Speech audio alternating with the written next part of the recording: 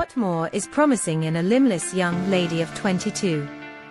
Anita's world came crumbling as she thought of her passion, dreams, and aspirations dissolving before her very sight. She couldn't reach you. She couldn't help. She was already a long way, on the verge of fulfilling what she felt was her passion, what more than being an athlete, until the ghastly motor accident, which led to her present condition and crushed to pieces the magnificent edifice of goals she had set up, waiting only to reveal them to the world. Oh yes. The world. Her happiness only evolved and dissolved in daydreams, which seemed to be the only place she felt she could once again be what she had aspired to be. Her helpless situation stole a great part of her, as the once joyful and giddy Anita became cold, resentful, arrogant, and hateful. She only lived to see a new day, pouting at whatever seemed uneasy and throwing tantrums at the slightest move of things outside the box, which she created. Life became a terror and a struggle. She wondered why she lived to see the sun every morning when her whole life was subject to a wheelchair. Life was game over. She felt there should be an iota of sympathy from whoever cared. She felt she deserved it, maybe like a birthright. Then Morris came proposing. Morris was the first young man she met, but he jilted her. Their puerile love didn't bud into pulchritude, as Morris opted for her best friend, Sally. Anita was broken. The then 16-year-old young lady contemplated suicide many a time, but then she found some kind of joy she never imagined in athletic activities. She had been good athletically, but the love she had thrown into Morris suddenly found its way to athletic activities. It was 6 years behind, and she wondered why Morris was back. He left her when she was on 2 feet, and came back when she had no feet.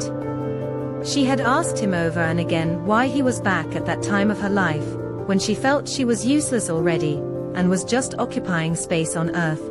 Morris had never had an answer to the question that Anita would not fail to ask him about his proposal. But he found himself suddenly saying to her, "You're even better. Your strength is suddenly realized now. You thought you were weak. Everyone thought so, including myself, but this came, and you stood firm. Strength and courage are all we need in life, and you've got them." A gloom of surprise swathed Anita when those words came to her.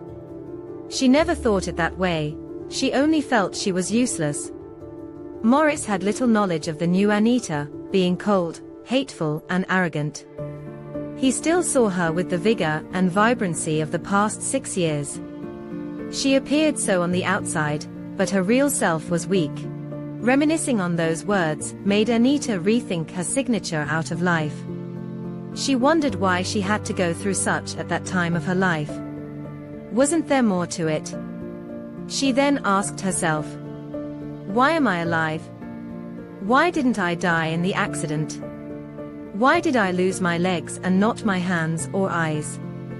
Am I really better now? The answers to those questions hid under an hour of tears. She couldn't contain the fact that she, truly was even better. It sounded ironic, but it was true. Anita withdrew for a talk with herself. She reaffirmed what she really wanted to do. She stroked out her weakness and replaced it with her strengths. She scrapped off the skin of regret and pain that had swallowed her. She wore on a new self that appeared to be more vibrant than 6 years behind. She held up her hair in an affirming victory and rolled out in the wheelchair with a smile that made everyone wonder. Indeed, the world now has a new Anita saying confidently, "I'm gonna be a super athlete. I'm gonna fulfill my dreams, because impossibility is possibly spelled wrongly." What do you think?